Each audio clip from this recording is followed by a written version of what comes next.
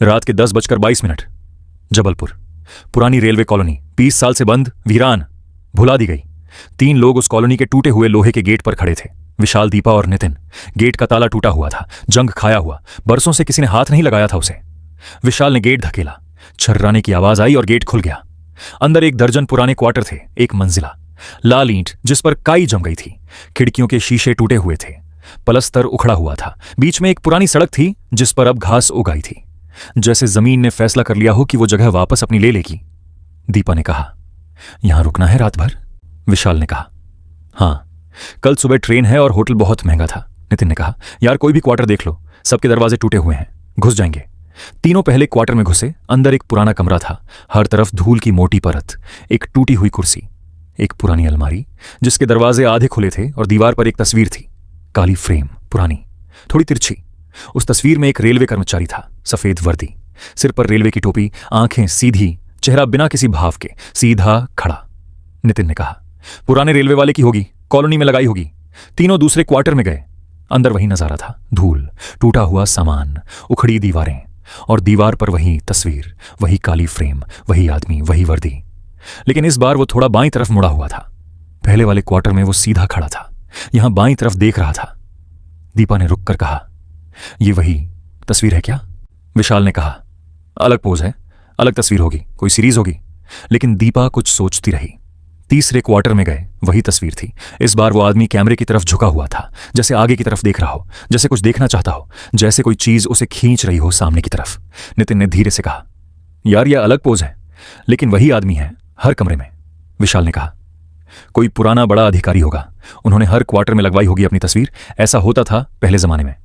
दीपा ने कहा, अधिकारियों की तस्वीर हर घर में नहीं लगती, ये कुछ और है। विशाल ने कहा, चौथा क्वार्टर देखते हैं, जो सबसे साफ हो उसमें रुकते हैं, ज्यादा मत सोचो।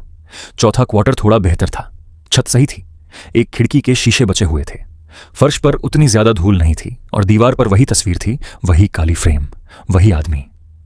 लेकिन इस बार वो सीधे सामने देख रहा था, सीधे, जैसे कैमरे में नहीं बल्कि मेरे उसके पार देख रहा हो, उस पार जहां अभी यह तीनों खड़े थे। तीनों ने एक साथ नजरें हटाई, सामान रखा, खाना खाया, लेट गए। रात के 1 बजे नितिन की आंख खुली। कमरे में एक अजीब सी शांति थी, वो शांति जो सामान्य नहीं होती, वो शांति जो बताती है कि कुछ है। नितिन ने टॉर्च जलाई, कमरे के चारों कोने देखे, सब खाली थे। फिर टॉर्च दीवार पर गई, तस्वीर पर वो आदमी। अब वो खिड़की की तरफ देख रहा था, पहले वो सीधे सामने देख रहा था, अभी खिड़की की तरफ। नितिन ने धीरे से टॉर्च बंद की, आंखें बंद की, खुद को बताया कि वो थका हुआ है, कि रात में चीजें अलग दिखती हैं, कि यह सिर्फ उसका वहम था। लेकिन नींद नहीं आई। सुबह हुई तो तीनों उठे, चाय बनाई, और विशाल ने उस पुरानी अलमारी को खोला जो कमरे के कोने में थी। अंदर पुराने कागज थे, एक टूटी हुई लालटेन थी, एक पुरानी रेलवे वर्दी थी जिस पर धूल और फफूंद जम गई थी, और एक किताब थी, मोटी, पुरानी। कवर पर नीले अक्षरों में लिखा नर था, ट्रेन टाइम टेबल 1987। विशाल ने किताब उठाई, खोली। अंदर छपी हुई टाइम टेबल थी, पुरानी ट्रेनों के नाम, पुराने रूट, पुराने समय। लेकिन हर पन्ने के हाशिए पर, हर पन्ने के किनारे पर हाथ से लिखी हुई एंट्री थी, पुरानी स्याही, छोटे और साफ अक्षर, जैसे किसी ने बहुत ध्यान से लिखा हो, बहुत जरूरी काम की तरह। एंट्री में ट्रेन नंबर था, समय था, प्लेटफॉर्म नंबर था। विशाल ने एक एंट्री पढ़ी, 12181, 6:15, प्लेटफॉर्म 2। उसने फोन उठाया, ट्रेन नंबर 12181 सर्च किया, जबलपुर एक्सप्रेस, आज सुबह 6:15 बजे, प्लेटफॉर्म 2। वही ट्रेन थी जो उन्हें लेनी थी। विशाल ने सोचा, संयोग होगा, ट्रेन नंबर और टाइम पुराने जमाने से वही होते हैं कभी कभी। अगली एंट्री पलटी, 11449, 14:30, प्लेटफॉर्म 4। सर्च किया, वो ट्रेन कल दोपहर 2:30 पर थी, प्लेटफॉर्म 4। विशाल के हाथ धीरे हो गए। उसने किताब की तारीख देखी, 1987। यह एंट्री 1987 में लिखी गई थी। आज की ट्रेन के टाइमिंग वही थे। दीपा और नितिन को बुलाया, दोनों आए, किताब देखी, पन्ने पलटे। एंट्री के बाद एंट्री, कल की, परसों की, अगले हफ्ते की, सब वहां थी, सब सही थी, जैसे किसी को पहले से पता था, जैसे किसी ने 1987 में बैठकर आने वाले दशकों की ट्रेन टाइमिंग लिखी थी, और वो सच निकलती रही थी। नितिन ने धीरे से कहा, यह किसने लिखा?